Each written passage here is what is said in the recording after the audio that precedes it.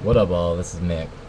This is my gold standard run on a new game in Pew Pew 2 called Highway, I believe. I hope. And it's one of the more challenging games, I would say. But on Pew Pew 2, most of them are pretty challenging, so enjoy. Anyways, notes on how the game is played. So basically, the map is really small. It's just a circle, donut-shaped circle, and there are two types. The objective, I guess, which would probably be the best place to start, is to just collect this circular orb that's flying around. And this orb somewhat tries to evade you, but basically it spawns on the opposite side of the map of where you are, and the idea is just to get to the next orb and collect it, basically, and that gives you points plus bonus points based on how quickly you're able to collect it. So there are a few different types of enemies in this games that I've gotten to see so far. Though the first and weakest enemy are a kind of like diamond-shaped enemy. Those take one hit to kill. Very weak. They usually come in groups, and you can take them out really easily just by focus firing in front of you. The second enemy, a little bit harder, a little more annoying, is the red triangles. You can see them because they're the bright red things on the screen. They take a few hits to actually kill, and they don't typically group up, but if you let them live for very long, they'll basically overrun the map and make it really tough to avoid.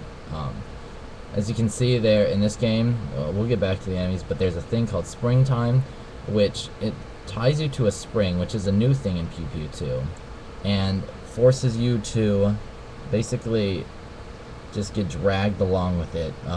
Springs are super annoying. There's a few levels in Pew Pew 2 that implement this stupid thing, and it just, it's unique to this game, so you can't really bash on it. But either way, so basically that's that. There's back to the enemies. There is also the big box enemies, just the weaker green ones. Thankfully, none of those blue ones. That's the octagon ones. They of course shoot their shrapnel when they died. And then there's also the new purple enemy the purple flower petal enemy that is new to Pew Pew 2, and that makes its way into this game. But basically, this is similar to Dodge This on Pew Pew 1, except you can actually kill the enemies, and that definitely makes it a lot easier. But at the same time, the enemy spawns so quickly in this that really it's only a momentary safety. It's not safety that you can really rely on past more than a second or so. And I mean, I'm not even sure what more you can even say about this game. I guess strategy wise in this game, you obviously want to make sure to get to the next circle as quickly as possible, because as I said, as you progress through it, there's more and more enemies that spawn, and just the quicker you are able to actually get to the next box and get those bonus points, the less circles you actually have to collect, less point spheres you actually have to collect, and that's important. You don't want a lot of enemies flying around you.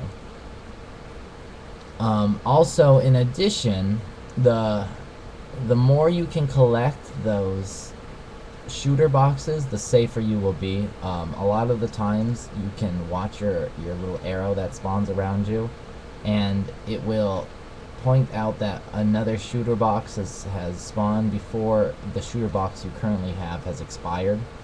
And that's a big deal, because that allows you to basically run around in relative safety for an extended period of time. Finally, one more kind of important thing is you really want to keep progressing forward. If you're not progressing forward towards the sphere, the sphere, as I said, attempts to move away from you constantly. And so you could, if you're worried about dodging the individual enemies for a long time, you're never going to get to the sphere, which, as I said, is the point of this whole thing.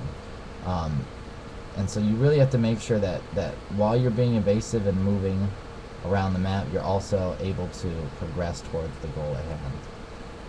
Collecting the shields, collecting the shooting boxes, everything, and that only helps to make the game playable.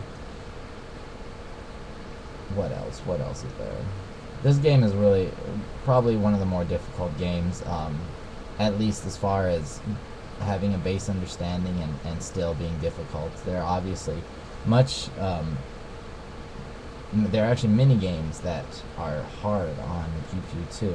In my opinion, it's actually a little bit harder than PP1 is, but it's more so because of the uniqueness of the game rather than the, I guess, hardness, if that's even a word, of the actual matches. So anyways, that's that game. My score was 6,687, 600 points, or almost 700 points, greater than the gold standard. You know, if you beat me, please let me know. I would love to know what your secret is, because it's a pretty tough game. Anyways, peace.